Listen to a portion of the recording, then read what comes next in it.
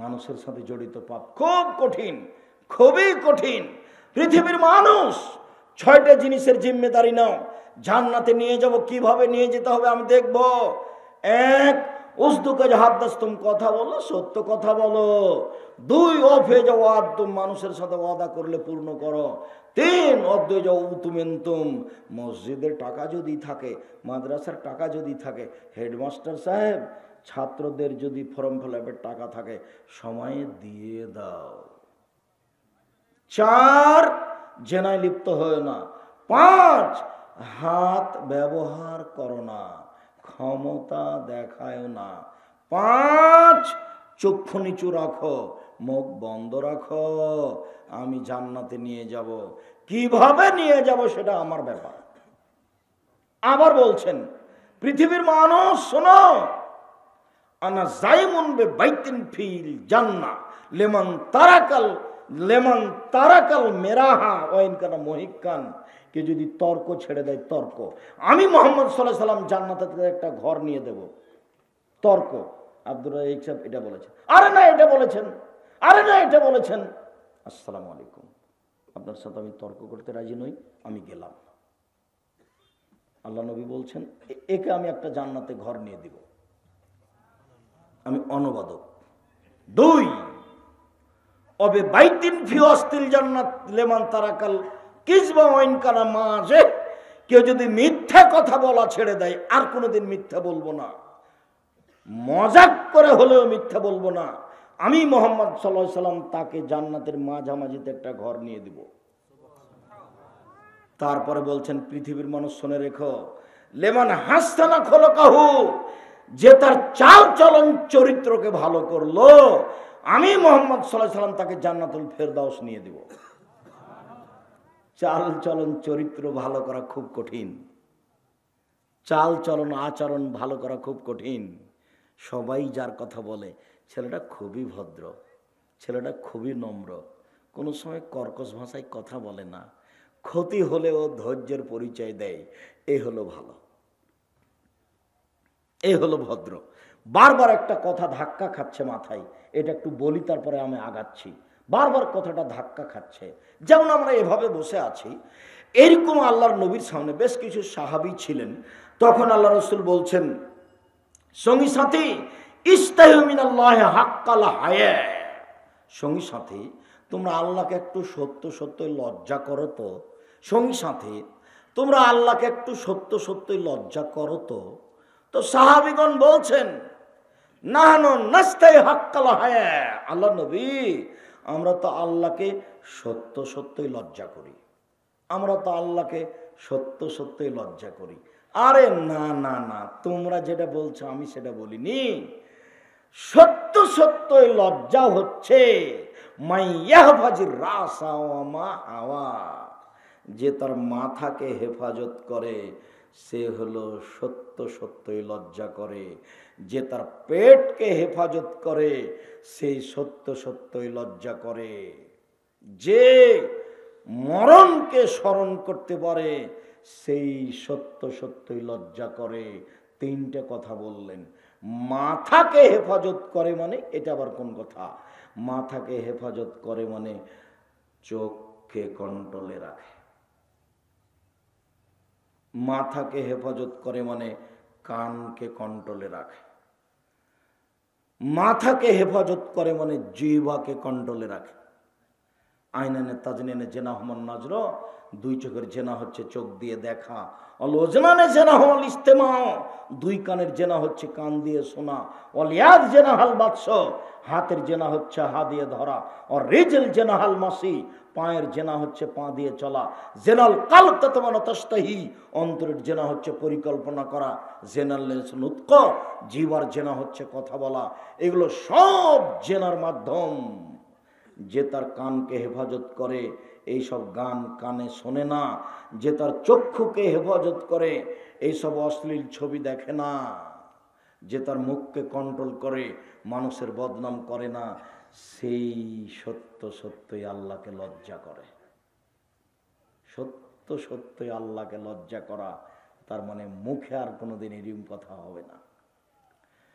আবু হুরায়রা রাদিয়াল্লাহু তাআলা আনহু বলেন, সুইলা রাসূলুল্লাহ সাল্লাল্লাহু আলাইহি সাল্লাম আকসারে মাইদ খেলুন নারা। আল্লাহ রাসূলকে একদিন জিজ্ঞাসা করা হলো, আল্লাহ রাসূল বলেন তো কি জিনিস মানুষকে বেশি বেশি জাহান্নামে দেয়? আল্লাহ রাসূল একটু বলেন তো কি জিনিস মানুষকে বেশি বেশি জাহান্নামে দেয়? এই কথা বলতে বলতেই আল্লাহ রাসূল নিজেই বলছেন, আল ফারজ আল ফাম, মুখ আর লজ্জা স্থান, মুখ আর লজ্জা স্থান, মুখ আর লজ্জা স্থান মানুষকে বেশি বেশি জাহান্নামে দেয়। একদিন আল্লাহ রাসূল বলছেন, কাইফা বিকুম বিজামানিন, তোমাদের কি হবে, যুগের কি হবে, তোমাদের কি হবে, যুগের কি হবে, তোমাদের কি হবে, যুগের কি হবে। এই যে উকিতুম হোসালাতে মিনান নাস, যখন মানুষ হবে আগাছা, যখন সবাই হবে খারাপ, তখন তোমাদের কি হবে, যুগের কি হবে। মানে যাতে লহুদ, যেদিন অদা অঙ্গীকার থাকবে না, অখতালাফু, মানুষ পরস্পর পরস্পরের কথা মানবে না, খালি বিরোধিতা করবে। দেখাচ্ছেন এভাবে, দেখো দেখো দেখো, বিরোধিতা এভাবে হয়ে যাবে, একজন আর একজনের সাথে বিরোধিতা করবে এভাবে। মানে একটা কাজ আপনি বললে আরেকজন বলবে এটা নয়। মাই মুরব্বী বলে কোনো কথা থাকবে না, নেতা বলে কোনো কথা থাকবে না। মসজিদে মারামারি, মাদ্রাসায় মারামারি, রাস্তাঘাটে মারামারি, কলেজে মারামারি, হুজুরের সাথে মারামারি, হুজুরের বদনাম, কত যে সাইড আছে এভাবে দেখাচ্ছেন।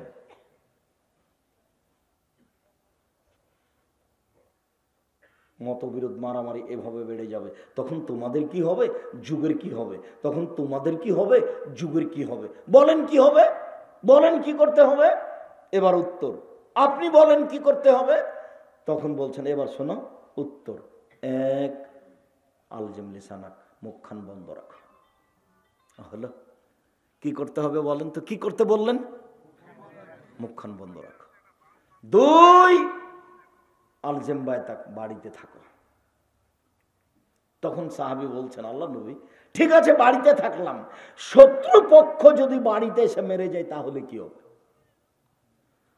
আপনি তো বলছেন যে বাড়িতে থাকো, ঠিক আছে বাড়িতে থাকলাম, কিছুই বললাম না, চুপচাপ আয়সা মায়েরা থেকে চলে গেল। তখন আল্লাহ রাসূল বলছেন, ঠিক আছে যদি শত্রুপক্ষ তোমাকে বাড়িতে এসে মেরে যায়, তাহলে আদমের দুই ছেলের ভালোটার মতো হয়েও। কোথায় চলে গেছে কথা, আদমের দুই ছেলের ভালোটার মতো হয়েও। কাবিল বলল, হাবিল তোকে হত্যা করব। তখন হাবিল বলছে, তুমি মারো মারো, আমি তোমাকে মারবো না। হাদিস বুখারী মুসলিম। তো আদমের দুই ছেলের ভালোটার মতো হও, ও যদি বাড়িতে এসে মেরে যায় তবু মুখ খুলবো না। এখন কিন্তু পরিস্থিতি খুব কঠিন। আল্লাহ রাসূল বলছেন, নেতৃত্ব শুরু হয়েছে নবী দিয়ে, দয়া দিয়ে, তারপরে নেতৃত্ব হবে খলিফা দিয়েও, দয়া দিয়ে, তারপরে নেতৃত্ব হবে জোরজার মুল্লুকতার, তারপর নেতৃত্ব হবে পিটিয়ে, জাবরিয়াতান, যে কোনো মূল্যে পিটিয়ে। এটা সামাজিক অবস্থা, হত্যা করে টাকা দিয়ে মেরে, এটা হতেই হবে, হাদিস তো সহি। তখন সমাজের অবস্থা কি হবে, বদনাম দিয়ে ঘেরা, গীবত দিয়ে ঘেরা, পরনিন্দা দিয়ে ঘেরা। তখন রাসূল সাল্লাল্লাহু আলাইহি সাল্লাম বলেন, মুখখান বন্ধ রাখো। এক, বাড়িতে থাকো। দুই, তিন, এসে যদি মারে তো তুমি বলো আমি আদমের দুই ছেলের ভালোটার মতো, তুমি যা পারো করো। এত নরম হতে পারবেন?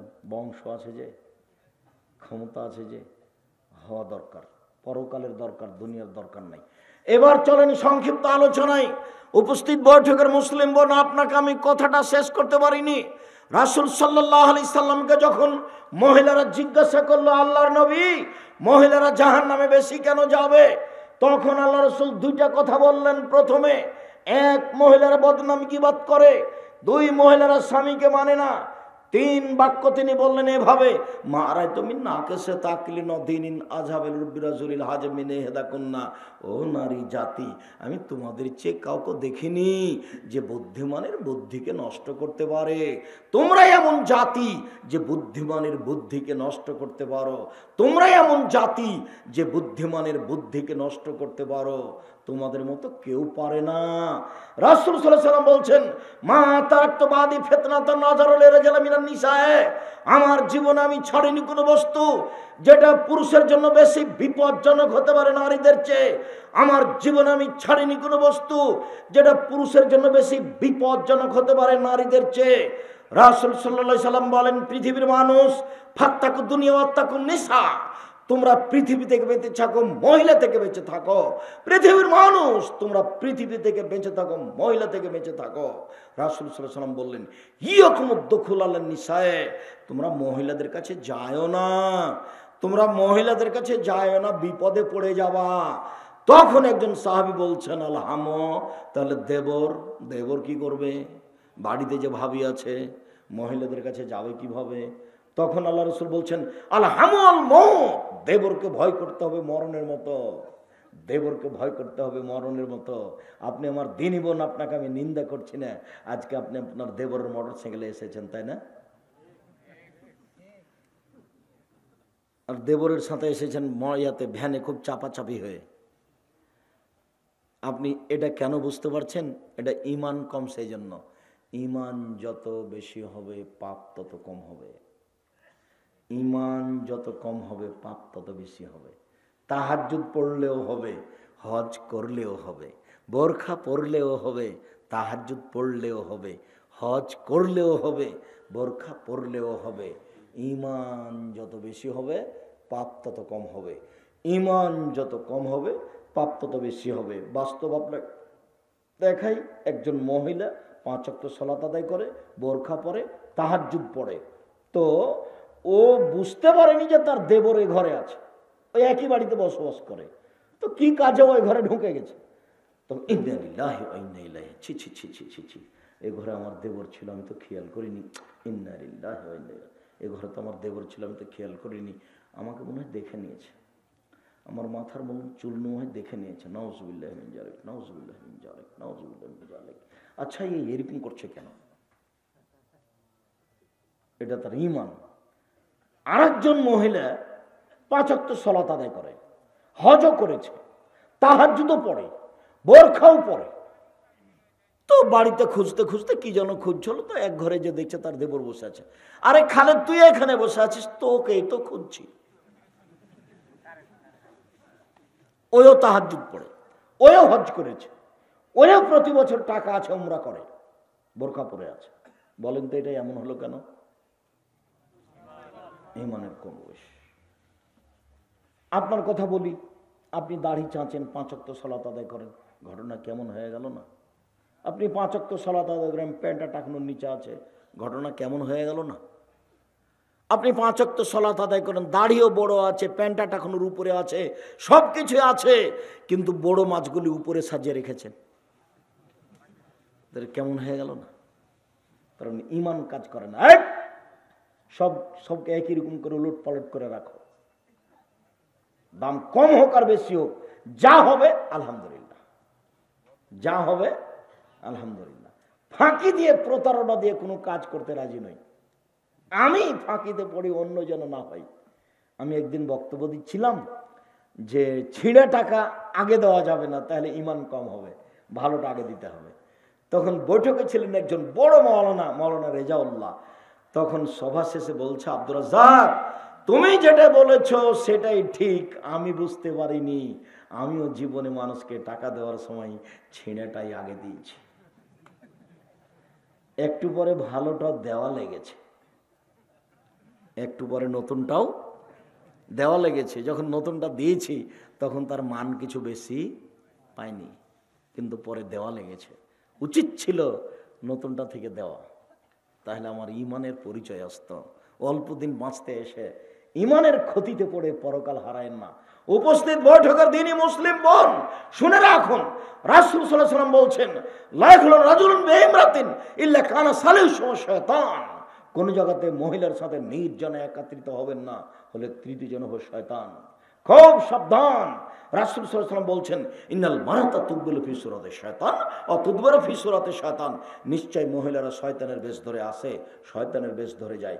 নিশ্চয় মহিলারা শয়তানের বেশ ধরে আসে, শয়তানের বেশ ধরে যায়। নিশ্চয় মহিলারা শয়তানের বেশ ধরে আসে, শয়তানের বেশ ধরে যায়। আব্দুর রাজ্জাক সাহেব, থামেন থামেন থামেন, ভাইজান আপনার বক্তব্য শুনতে এসেছি খুব স্বাদ করে, আপনি যে একবারে আমাদেরকে শয়তানের চেয়ে খারাপ করে দিলেন। আমরা তো মানুষ, আপনাকে আমি শয়তানের চেয়ে খারাপও বলিনি, আমি শয়তানও বলিনি। মুহাম্মদ সাল্লাল্লাহু আলাইহি সাল্লাম এই কথা বলছেন, আমি তাই অনুবাদ করে শোনালাম। আপনাকে শয়তান বলবো কেন? আপনাকে তো আমি খাদিজার মতো মনে করি।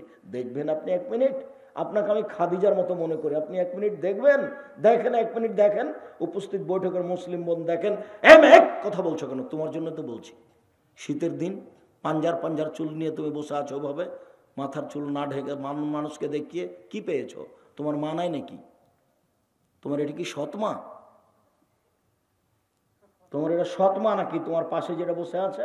না এটা তোমার খালা? এটাই ঠিক, এটা তোমার সৎমা। এটাই ঠিক, এটা তোমার খালা। এটা তোমার মা নয়, এটা তোমার মা নয়, এটা তোমার মা নয়। আব্দুর রাজ্জাক সাহেব, আপনি ভুল বলছেন, এটাই আমার মা।